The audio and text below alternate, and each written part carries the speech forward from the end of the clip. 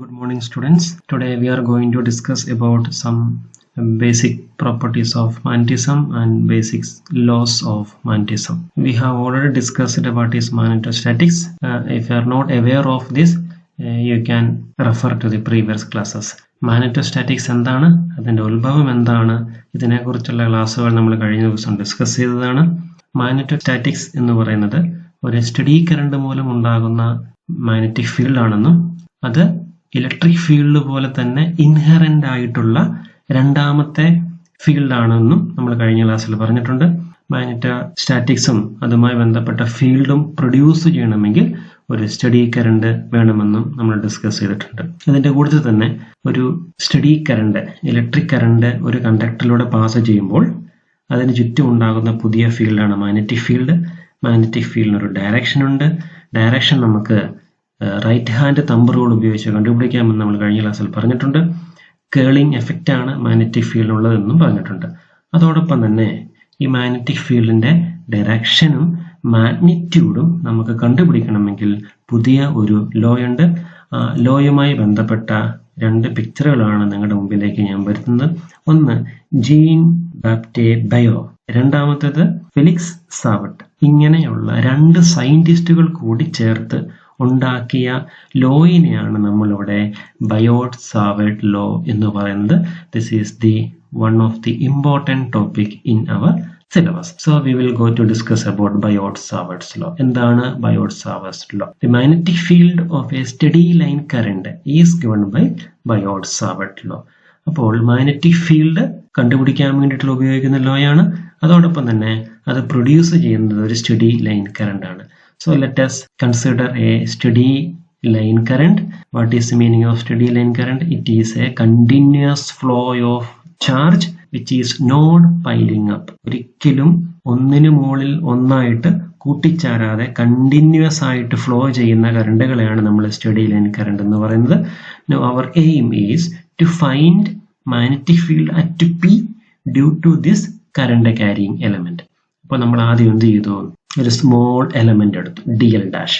നമ്മൾക്കറിയാം source charge ആണ് ഇവിടെ സ്റ്റഡി ലൈൻ കറണ്ട് ഉള്ളത്. അപ്പം അതുകൊണ്ട് സോഴ്സ് ചാർജുകളെ നമ്മൾ സാധാരണഗതിയിൽ R' ഉപയോഗിച്ചിട്ടാണ് ഡിസ്കസ് ചെയ്യുന്നത്.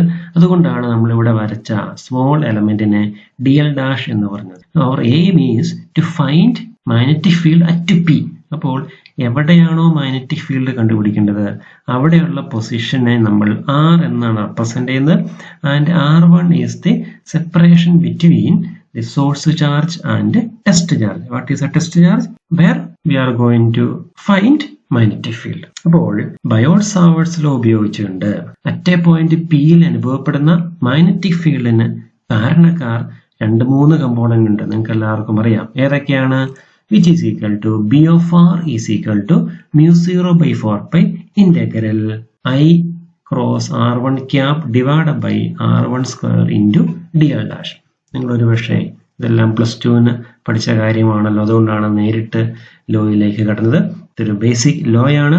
ഇതിന്റെ ബേസിക്കിലേക്ക് പോയി കഴിഞ്ഞാൽ മാഗ്നറ്റിക് ഫീൽഡ് അറ്റ് P, അതിന് നമ്മൾ B of R എന്ന് പറയുന്നു. R ആണ് പൊസിഷൻ, ആരുടെ? Pയുടെ. അവിടെയാണ് നമ്മൾ മാഗ്നറ്റിക് ഫീൽഡ് കണ്ടുപിടിക്കുന്നത്. അപ്പോൾ പിയിലുള്ള മാഗ്നറ്റിക് ഫീൽഡിന്റെ കാരണക്കാരൻ ഒന്ന് ഈസ് പ്രൊപ്പോർഷണൽ ടു കറണ്ട്, അതാണ് നമ്മൾ ആദ്യം ചെയ്തത്. രണ്ടാമത്തേതോ proportional to the DL dash, നമ്മൾ കൺസിഡർ ചെയ്യുന്ന എലമെന്റ്. മൂന്നാമത്തേതോ inversely proportional to the distance between source and test. അപ്പോൾ ഇത് മൂന്നുമാണ് ബേസിക് ആയിട്ടുള്ള കാര്യങ്ങൾ. ഒന്ന്, which is magnetic field is proportional to current. Second is also proportional to the element, that is here is DL dash.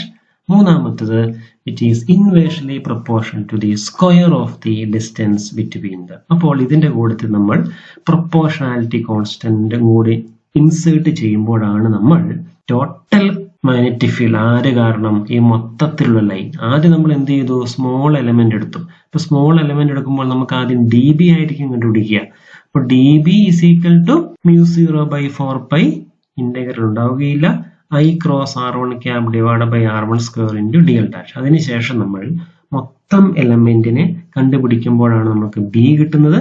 അപ്പോൾ നമ്മളുടെ integration. അപ്പോൾ ഇങ്ങനെ ഇതാണ് Biot Savart law. The integration is along the current path. The integration is carried out along the wire in the direction of the current. Thus, vector I dl dash is equal to I into dl dash. അത് dl ഇവിടെ vector ആണ്. അപ്പോൾ മുകളിലത്തെ ഇക്വേഷനിൽ നമുക്ക് vector I cross R1 cap ഉണ്ട്. അപ്പോൾ അതിനെ നമ്മളിവിടെ ചെറുതായിട്ട് ചേഞ്ച് ചെയ്യുകയാണ്. എന്ത് ചെയ്യണം?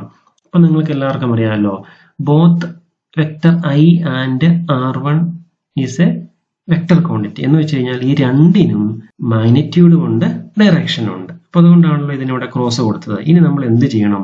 ഈ I വെക്ടർ ഐന് ഞാൻ dl ഡാഷുമായി മൾട്ടിപ്പിൾ ചെയ്തു. അപ്പോൾ എന്ത് കിട്ടി? അതാണ് vector I into dl dash. അപ്പോൾ ഇവിടെ I ആണ് വെക്ടർ, dl സ്കേലർ ആണ്. അപ്പൊ ഞാൻ നേരെ തിരിച്ച് ഇക്വേഷന്റെ റൈറ്റ് സൈഡിൽ നോക്കിക്കഴിഞ്ഞാൽ എന്ത് പറ്റി? അവിടെ ഐനെ ഞാൻ അവിടെ സ്കേലർ ആക്കി, dl ഡാഷിനെ ഞാൻ അവിടെ എന്താക്കി? വെക്ടർ ആക്കി മാറ്റി. എന്ന് വെച്ച് കഴിഞ്ഞാൽ എന്റെ ഉദ്ദേശം ഇത്രയേ ഉള്ളൂ. ഞാനിപ്പോൾ ഇന്റഗ്രൽ ചെയ്യുന്ന, ഇപ്പൊ ഇവിടെ നമുക്ക് ആരോ ഉണ്ടല്ലോ, ആ ആരോയുടെ ഡയറക്ഷനിലേക്കാണ് കറണ്ട് കടന്നു പോകുന്നത്. അപ്പോൾ അതേ ഡയറക്ഷനിൽ തന്നെ ഞാൻ ഇന്റഗ്രേഷൻ നടത്തുകയാണെങ്കിൽ എനിക്ക് എന്ത് പറ്റും? ഐയുടെ ഡയറക്ഷൻ ആര് തരും? dl ഡാഷ് തരും. അപ്പോൾ അങ്ങനെയാണെങ്കിൽ എനിക്ക് ഇക്വേഷൻ എങ്ങനെ മാറ്റാം? ഐനെ എനിക്ക് ഇവിടെ പുറത്തേക്ക് എടുക്കാം. കാരണം ഐയുടെ പൊസിഷനിൽ നമുക്ക് എന്ത് വരണം? ഐയുടെ ഡയറക്ഷൻ തരണം. അപ്പൊ ഐയുടെ ഡയറക്ഷൻ ഇവിടെ ആര് തരും? dl ഡാഷ് തരും. എങ്ങനെയാണ് dl ഡാഷ് തരുന്നത്? നമ്മളിവിടെ ഇന്റഗ്രേഷൻ ചെയ്യുന്നത് കറണ്ട് ഫ്ലോ ചെയ്യുന്ന അതേ ഡയറക്ഷനോടാണ്. അപ്പോൾ അങ്ങനെയാണെങ്കിൽ automatically we can take I is constant and it will take out side. എന്തുകൊണ്ടാണ്? മാഗ്നറ്റിക് ഫീൽഡിന്റെ കാരണക്കാരൻ സ്റ്റഡി കറണ്ട് ആണ്. അപ്പോൾ ഐ കോൺസ്റ്റന്റ് ആയിരിക്കും. അതുകൊണ്ട് നമുക്ക് ഐനെ പുറത്തെടുക്കാം. ഐയുടെ പൊസിഷനിൽ ആര് വന്നു? വെക്ടർ dl ഡാഷ് വന്നു. അത് കറണ്ടിന്റെ ഡയറക്ഷൻ തരുകയും ചെയ്യും. So finally B of R is equal to mu 0 I by 4 pi integral vector dl dash cross R1 cap divided by R1 square. Mu 0 is equal to 4 pi into 10 to the power minus 7, which is the permeability of the free space. The unit of magnetic field is Tesla, which is equal to 1 Tesla is equal to 1 Newton per A into M. The Biot Savart Law play a role analogous to Coulomb's law in electrostatics. Similarly, for a surface current, the Biot Savart Law become B of R is equal to mu 0 by 4 pi surface integral vector K of R dash cross R1 cap divided by R1 square into ds dash. എന്ത് changes ആണ് നമ്മൾ നടത്തിയത്? Right സൈഡിൽ equation നമുക്ക് എല്ലാവർക്കും അറിയാം. അവിടെ current കടന്നു പോകുന്നത് ഒരു ലൈനിലൂടെയാണ്. അതുകൊണ്ടാണ് അവിടെ dl ഡാഷ് ഉണ്ട്. ഇപ്പോൾ നമ്മൾ എന്ത് കൺസിഡർ ചെയ്യുന്നത്? സർഫസ് കറണ്ട് ആണ്. അപ്പോൾ സർഫസ് കറണ്ട് നമുക്ക് എങ്ങനെ റെപ്രസെന്റ് ചെയ്യാം? ഇത് ക്യാപിറ്റൽ K എന്ന് പറയുന്ന സർഫസ് കറണ്ട് ഡെൻസിറ്റിയാണ്. അതിനെ നമ്മൾ സർഫസുമായി മൾട്ടിപ്ലൈ ചെയ്തു. അപ്പോൾ I dl ഡാഷിന് പകരം നമ്മളിവിടെ എന്ത് കൊടുത്തു? K of R dash into ds dash കൊടുത്തു. അപ്പോൾ ഇത് സർഫസ് കറണ്ട് മൂലം ഉണ്ടാകുന്ന ബയോട്ട് സാവർട്ട്സ് ലോ ആണ്. അതേപോലെ വോളിയം കറണ്ട് മൂലം ഉണ്ടാകുന്ന ബയോട്ട് സാവർട്ട്സ് ലോ എന്ന് പറയുന്നത് P of R is equal to mu 0 by 4 pi volume integral J of R dash into R1 cap divided by R1 square into dv dash. അപ്പോൾ നിങ്ങൾക്കറിയാം, we can just replace I dl dash with K ds dash for surface current, J dv dash for volume current. As in the case of electric field, we can apply the superposition principle to magnetic field. അപ്പോൾ നമ്മൾ electric ഫീൽഡിന്റെ കേസിൽ നമ്മൾ superposition principle apply ചെയ്തായിരുന്നു. അതേപോലെ തന്നെ magnetic ഫീൽഡിന്റെ കേസിൽ നമുക്ക് സൂപ്പർപൊസിഷൻ പ്രിൻസിപ്പിൾ അപ്ലൈ ചെയ്യാം. The net magnetic field due to a collection of source current is the vector sum of the magnetic field due to the individual current. അതാണല്ലോ നമ്മുടെ superposition principle.